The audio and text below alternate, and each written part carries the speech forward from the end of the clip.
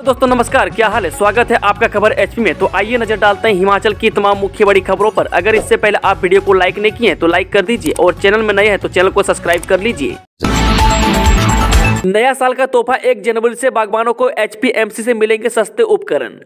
हिमाचल प्रदेश की सुक्खू सरकार राज्य के बागवानों को 1 जनवरी 2024 को न्यू ईयर गिफ्ट देने जा रही है। बता दें कि एचपीएमसी के माध्यम से बागवानों को अब सस्ते उपकरण, खाद और कीटनाशक प्राप्त होंगे।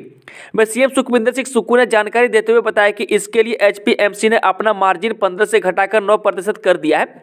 इससे सेब उत्पादकों की पहुंच किफायती कीमत पर गुणवत्तामूलक उत्पादों तक हो सकेगी।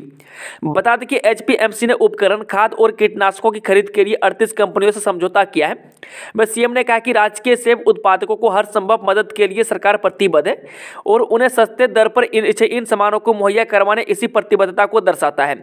सरकार सेब उत्पादकों की आय बढ़ाना चाहती है। सरकार इसके लिए मौजूदा योजनाओं को जल्द ही अधिसूचित करेगी और उन्हें प्रभावी रूप से लागू करेगी। ओपीएस लागू करने वाला देश का पहला राज्य बना हिमाचल। मुख्यमंत्री सुखविंदर सुक्खू के प्रधान मीडिया सलाहकार नरेश चौहान ने कहा कि सरकार ने पहले वर्ष में न केवल 3 गारंटियां पूरी कर ली है, बल्कि हिमाचल देश का ऐसा पहला राज्य भी बन गया है जहां न्यू पेंशन योजना के कर्मियों को पुरानी पेंशन मिलना भी आरंभ हो गई है।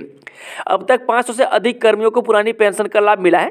बता दें कि मीडिया के साथ बातचीत में कहा कि सरकार अपनी सभी 10 गारंटी को पूरा करने के साथ विभिन्न निर्णयों के माध्यम से आम आदमी के कल्याण के अमिट आदर्श स्थापित करेगी। पूर्व भाजपा सरकार ने जहां राज्य को कर्ज के बोझ तले दबा दिया है, वहीं छठे वेतन आयोग की 11,000 करोड़ रुपए की देनदारियां भी विरासत में दे दी है। वह भाजपा सरकार की वित्तीय कुप्रबंधन के कारण आज प्रत्येक हिमाचल वासी पर 1 लाख रुपए से अधिक का कर्ज है। मैं अपने आप को डबल इंजन की सरकार कहने वाली पूर्व सरकार ने अपने कार्यकाल में कर्ज लेने के अतिरिक्त कुछ नहीं किया। नव वर्ष के स्वागत को हिमाचल तैयार। कसौली डलहौजी पर्यटकों से पैक, 24 घंटे खुले रहेंगे रेस्टोरेंट, ढाबे। नव वर्ष के स्वागत के लिए हिमाचल तैयार है। कसौली, चायल और डलहौजी सैलानियों से पैक हो गए हैं। वह राजधानी शिमला और मनाली के होटलों में 80 से 85% तक कमरे बुक हैं। खजियार के होटलों में 85% तक ऑक्यूपेंसी है। सैकड़ों पर्यटक शनिवार देर शाम तक डलहौजी, खजियार पहुंच चुके हैं। सिरमौर के होटलों में 80% एडवांस बुकिंग हुई है। बता दें कि रेणुका के अलावा नौहराधार, हरिपुर धार का पर्यटक रुक कर रहे हैं। वहीं नए साल पर प्रदेश के पर्यटन स्थलों पर क्रिसमस से ज्यादा सैलानियों के आने का अनुमान है। क्रिसमस पर प्रदेश में करीब 5 लाख सैलानी पहुंचे थे। पर्यटक वाहनों की संख्या बढ़ने से कालका, शिमला और मंडी मनाली एनएच पर जाम लगना शुरू हो गया है। नव वर्ष के लिए शिमला के रिज मैदान और मनाली माल रोड पर खास इंतजाम किए हैं। सैलानियों की सुविधा के लिए रेस्टोरेंट और ढाबे 24 घंटे खुले रहेंगे। अतिरिक्त पुलिस बल तैनात कर सुरक्षा के इंतजाम किए गए हैं। नव वर्ष का जश्न मनाने मनाली पहुंचे 70,000 पर्यटक, 1 लाख की भीड़ जुटने की उम्मीद। नव वर्ष का जश्न मनाने के लिए मनाली में 1 लाख पर्यटकों की भीड़ जुटने की उम्मीद है। अनुमान है कि 60 से 70,000 पर्यटक मनाली पहुंच गए हैं। 31 दिसंबर शाम तक यह आंकड़ा 1 लाख का आंकड़ा पार होने की उम्मीद है।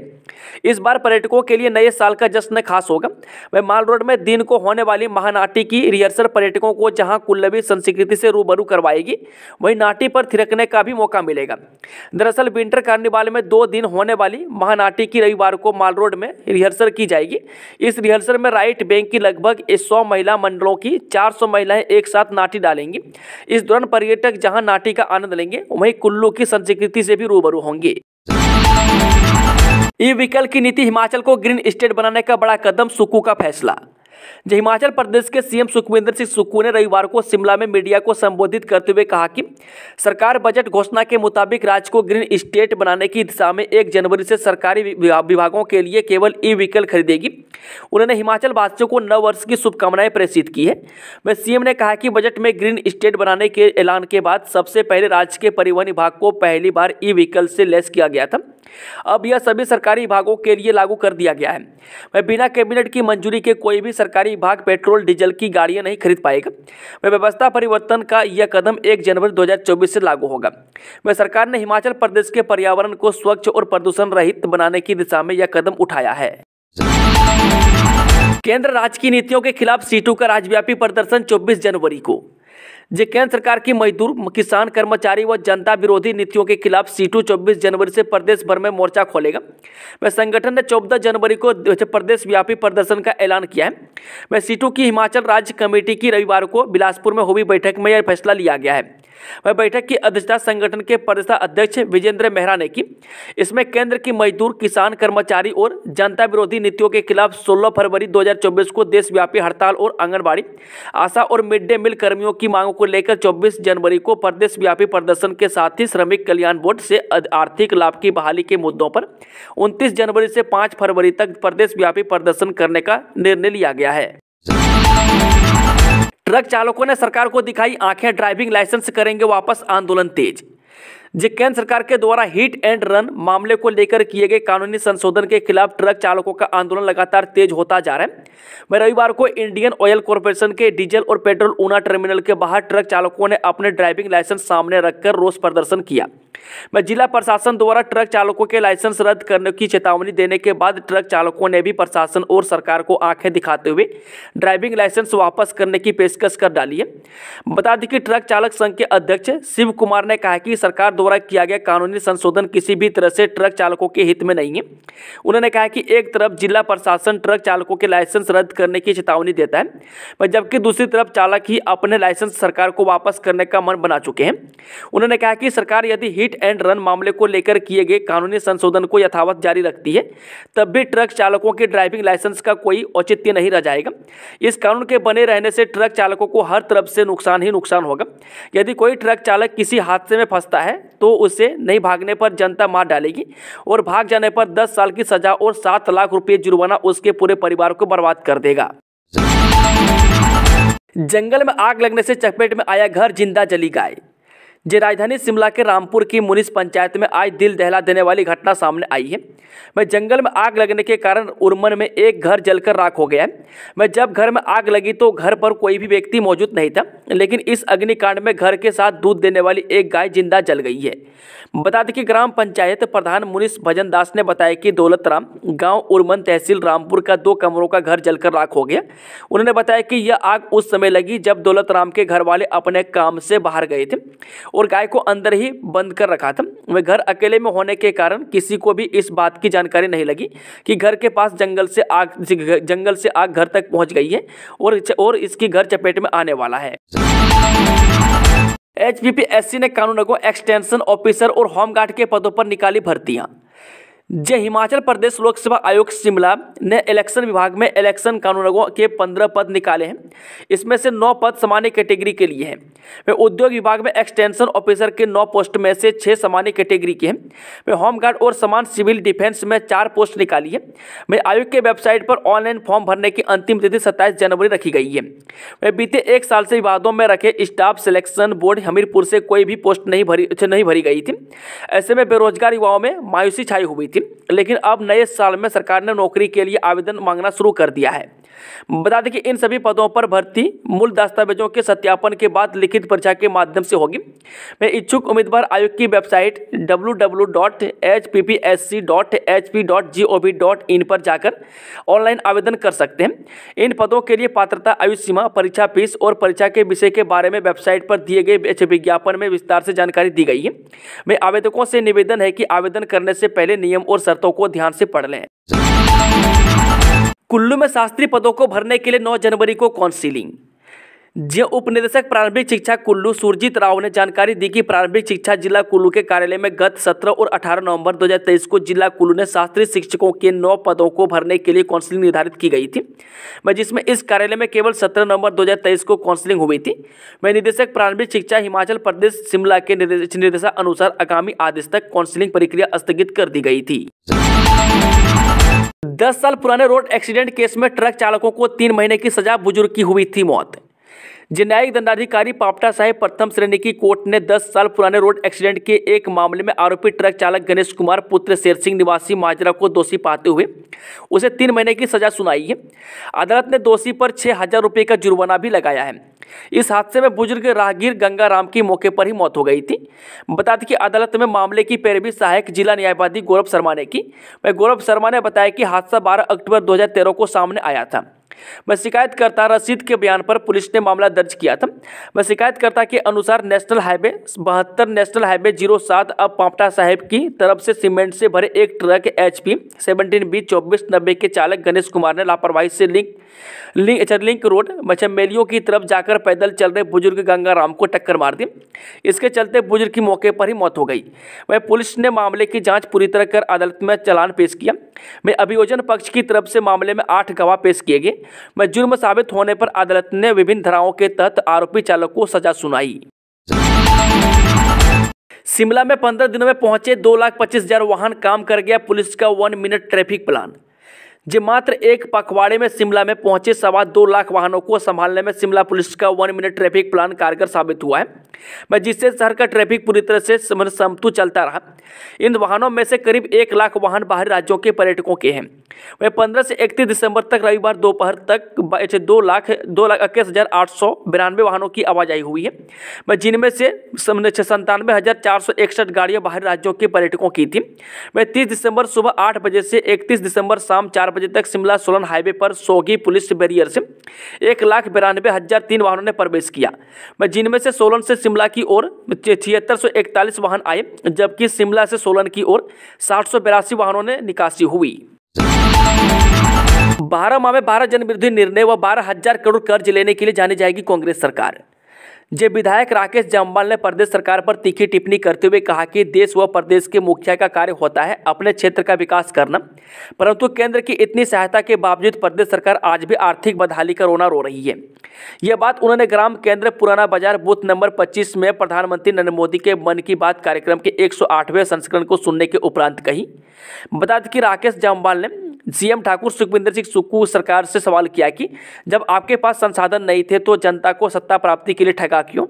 उन्होंने कहा कि सत्ता में आते ही कांग्रेस सरकार ने लगभग 1500 संस्थान बंद किए, डीजल के दाम 6 रुपये प्रति लीटर व सीमेंट के दाम 10 रुपये प्रति बैग बढ़ाई, घरेलू उपभोक्ताओं के लिए 22 पैसे प्रति यूनिट बिजली की दरें बढ़ाई, स्टोन क्रशर बंद किए जिससे रेत बजरी की कीमतें 3 गुना बढ़ी, वे मंदिरों में देवी देवताओं के दर्शन हेतु फीस लगाई, विभिन्न भागों में लगे 10,000 के लगभग आउटसोर्स कर्मचारी को हटाया, राजस्व विभाग में स्टाम्प ड्यूटी व अन्य फीसों में की कई गुना बढ़ोतरी, विधायक निधि की एक किस्त जारी नहीं की, वह शहरी निकायों की 50% ग्रांट इन एड वापस मंगवाई, सहारा एवं हिम केयर योजनाओं के लिए धनराशि जारी नहीं की, वह सेब उत्पादकों के हितों के खिलाफ निर्णय न लेने जैसे जनविरोधी निर्णय लिए, जिसके लिए हिमाचल की जनता इस सरकार को कभी माफ नहीं करेगी।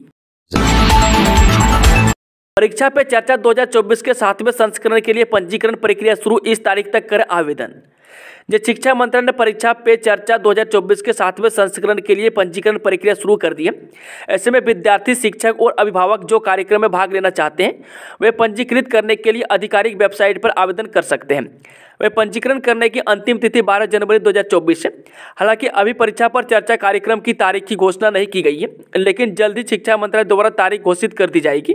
इसी कड़ी में CBSE ISE से मान्यता प्राप्त स्कूलों सहित HP बोर्ड के स्कूलों के विद्यार्थियों को इस कार्यक्रम में भाग लेने के लिए छात्रों को वेबसाइट पर आवेदन करने को कहा। चोरों ने दिन दहाड़े घर को बनाए निशाना, 5 लाख के आभूषण व नकदी पर किया हाथ साफ। पुलिस थाना बला के अंतर्गत आने वाले सूखा रियूर गांव में चोरों ने दिन दहाड़े एक घर में घुसकर चोरी की वारदात को अंजाम देकर लाखों रुपए के आभूषणों व हजारों की नकदी पर हाथ साफ कर दिया है। घटना शनिवार दोपहर 3 से 4 बजे के बीच बताई जा रही है। चोरी का सुराग लगाने के लिए रविवार को पुलिस अधिकारी डॉग स्क्वाड और फॉरेंसिक टीम के साथ घटनास्थल पर पहुंचे और साक्ष्य जुटाए। सुमन शर्मा पत्नी बालकृष्ण डाकघर रियूर तहसील बल्लभ जिला मंडी ने पुलिस को दी शिकायत में बताया कि शनिवार दोपहर के समय वह अपने घर से पशुओं के लिए चारा लाने खेत में गई थी। इतने में पीछे से चोर मुख्य दरवाजे का ताला तोड़कर घर के अंदर घुसे और अलमारी से करीब 5 लाख रुपए के सोने चांदी के आभूषण और 10,000 रुपए की नकदी चुरा ली। DSP हेडक्वार्टर मंडी देवराज ने कहा कि पुलिस मामले की तहकीकात कर रही है। वह चोरी की घटना से क्षेत्र के लोग चिंतित हैं। उन्होंने पुलिस प्रशासन से चोरों को जल्द से जल्द पकड़ने की मांग की है। सीएम सुक्खू बोले, निमंत्रण आए या न आए हम अयोध्या जरूर जाएंगे। मुख्यमंत्री सुखविंदर सुक्खू ने कहा है कि उन्हें अभी तक अयोध्या से निमंत्रण नहीं आया है। उन्होंने कहा कि उन्हें निमंत्रण आए या न आए, लेकिन हम अयोध्या जरूर जाएंगे। उन्होंने कहा कि मर्यादा पुरुषोत्तम राम हम सबके हैं, उनके दिखाए रास्ते में चलना हम सबका दायित्व है। यह बात उन्होंने रविवार को शिमला में पत्रकारों से अनौपचारिक बातचीत में कही। सुक्खू ने कहा कि हिमाचल के इतिहास में आपदा से आज तक ऐसी तबाही नहीं हुई जैसे कि वर्ष 2023 में हुई है, लेकिन हम 3 माह के अंदर अपने पांव पर खड़े हुए, यानी प्रदेश आपदा के जख्म उभर गया है तथा आज हिमाचल सैलानियों व मेहमानों के स्वागत के लिए खड़ा है। साल 2023 में हिमाचल को मिला सदी का सबसे गहरा जख्म, आपदा की भेंट चढ़ी 509 जिंदगियां, हजारों करोड़ का नुकसान। जिस चंद दिनों में नए साल का आगाज होने वाला है, मैं साल 2023 में जहां देश ने विकास के क्षेत्र में कई नए आयामों को छुआ, वहीं साल 2023 ने देश प्रदेश को कई गहरे जख्म भी दिए हैं। इन्हीं जख्मों में से एक हिमाचल प्रदेश में आई सदी की सबसे बड़ी आपदा भी एक है। इस साल मानसून सीजन ने प्रदेश में जमकर कहर बरपाया। आसमान से बरसती आफत ने जहां सैकड़ों लोगों की जान ले ली है, तो वहीं हजारों असियाने जमींदोज हो गए। मैं राज्य में आए जल प्रलय में क्या पुल, क्या सड़क और क्या सड़कें जो भी राह में आया, सब तिनके की तरह बह गए। वहीं मानसून सीजन में कई जगहों पर बादल फटने और लैंडस्लाइड की घटना ने पूरे प्रदेश को तहस नहस कर दिया। हिमाचल प्रदेश में बनेगा पहला ग्रीन कॉरिडोर, 2024 में बनकर होगा तैयार, अंतिम चरण में निर्माण कार्य। जिस सिरमौर में बेहतर यातायात सुविधा प्रदान करने के लिए हिमाचल प्रदेश के पहले ग्रीन कॉरिडोर का कार्य इन दिनों अंतिम चरण में है और 31 मार्च 2024 तक इस ग्रीन कॉरिडोर के निर्माणाधीन कार्य को पूरा करने का लक्ष्य रखा गया है। वह उम्मीद जताई जा रही है कि जून माह तक प्रदेश का पहला ग्रीन कॉरिडोर बनकर तैयार हो जाएगा। एसजीपीसी चुनाव के वोट बनाने की अंतिम तिथि बढ़ाने की मांग, फिलहाल 12 जनवरी है अंतिम तारीख। जो हिमाचल प्रदेश में शिरोमणि गुरुद्वारा प्रबंधक कमेटी यानी कि एसजीपीसी के चुनावों के लिए नए वोट बनाने की अंतिम तिथि प्रदेश सरकार ने 12 जनवरी निर्धारित की है। इस तिथि को आगे बढ़ाने की मांग विभिन्न सिख संगठनों ने की है। बता दें कि शनिवार को गुरु नानक देव जी के वंशज व गुरु नानक मिशन संस्था के संरक्षक बाबा सरबजोत सिंह बेदी, बाबा साहेब सिंह बेदी सेवा दल, श्री सुखमनी साहिब सेवा सोसाइटी, श्री गुरु सिंह सभा, बाबा विक्रमा सिंह जी बेदी नौजवान सेवा दल, हिमाचल सिंह फेडरेशन व अन्य ने कहा कि प्रदेश की भौगोलिक परिस्थितियों को ध्यान में रखते हुए प्रदेश सरकार की ओर से वोट बनाने के लिए दिया गया समय कम है, जिससे बढ़ाने की। बस चला रहा था ड्राइवर, तभी आया हार्ट अटैक, ऐसे बचाई 90 यात्रियों की जान। हिमाचल पथ परिवहन निगम की बस चालक को भनवाड़ गलू के पास हृदयघात आ गया और यह बस सुंदरनगर से भनवाड़ बोबर रूट पर चल रही थी। इससे पहले कि सवारियों से खचाखच भरी बस सड़क के साथ लगती गहरी खाई में जाती, चालक ने तुरंत हैंड ब्रेक लगाकर बस को रोक दिया और अपनी सीट पर लुढ़क गया। बस के चालक को एक निजी वाहन के जरिए सिविल अस्पताल पहुंचाया गया। क्या सुक्खू सरकार को गारंटियां वापस ले लेनी चाहिए? जाने हिमाचली जनता का पक्ष। 10 चुनावी गारंटियों के सहारे हिमाचल में सरकार बनाने वाली कांग्रेस पर अपने वादे पूरे करने का दबाव है।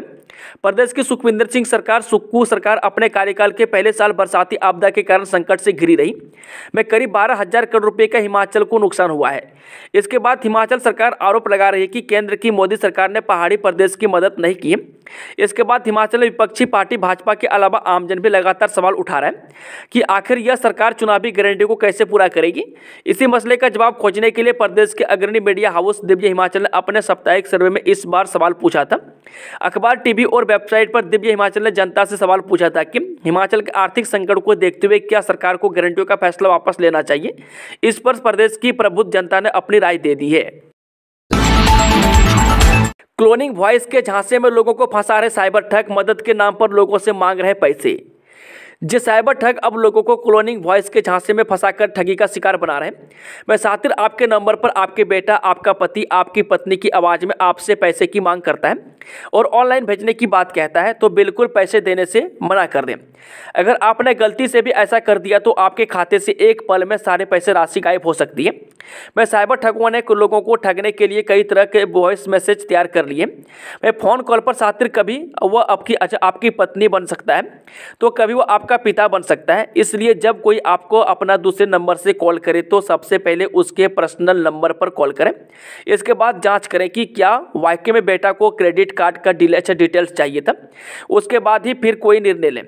मैं साइबर सेल शिमला में लोगों से साइबर ठगों में झांसे में न आने की अपील की है। मैं साइबर सेल की ओर से ठगों से बचने के लिए एडवाइजरी जारी भी की गई है। आतंक के खिलाफ जीरो टॉलरेंस, तहरीक ए हुर्रियत, जम्मू कश्मीर पर बैन, अमित शाह का ऐलान। सरकार ने जम्मू कश्मीर में गैर कानूनी गतिविधियों में लिप्त एक और संगठन तहरीक ए हुर्रियत को गैर कानूनी गतिविधियों रोकथाम अधिनियम के तहत गैर कानूनी संगठन घोषित किया है। वह केंद्रीय गृह मंत्री अमित शाह ने रविवार को सोशल मीडिया एक्स पर एक पोस्ट में कहा कि यह संगठन जम्मू कश्मीर को भारत से अलग करने और इस्लामिक शासन स्थापित करने की निषिद्ध गतिविधियों में शामिल है। यह जम्मू कश्मीर में अलगाववाद को बढ़ावा देने के लिए भारत विरोधी प्रचार फैला रहा है और आतंकवादी गतिविधियों जारी रख रहा है। उन्होंने कहा कि प्रधानमंत्री नरेंद्र मोदी की आतंकवाद के खिलाफ जीरो टॉलरेंस नीति के तहत भारत विरोधी गतिविधियों में शामिल पाए जाने वाले किसी भी व्यक्ति या संगठन की हरकतों को विफल कर दिया जाएगा। वह सरकार ने इससे पहले एक और आतंकवादी संगठन मुस्लिम लीग जम्मू कश्मीर को एक गैर कानूनी संगठन घोषित किया था।